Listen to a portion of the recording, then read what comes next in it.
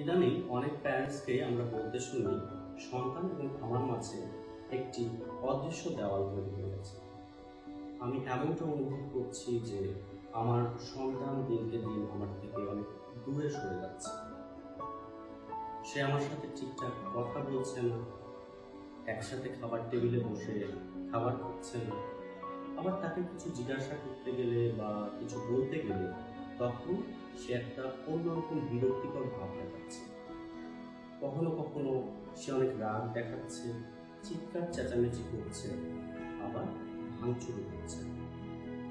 সবসময় সে তার ঘরের দরজাটা লাগিয়ে রাখছে।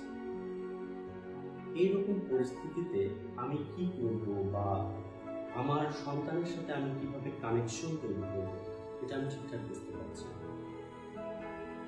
প্যারেন্টস হিসাবে আপনিও যদি এই ধরনের জটিলতার মধ্যে দিয়ে গিয়ে থাকেন, তাহলে মনের বন্ধু বিশেষজ্ঞ কাউন্সিলরদের সাথে আপনি প্যারেন্টিং কাউন্সিলিং সেশন গ্রহণের মাধ্যমে সন্তানের সাথে কিভাবে কানেকশন তৈরি করতে পারেন সেই বিষয়ে কাজ করতে পারেন।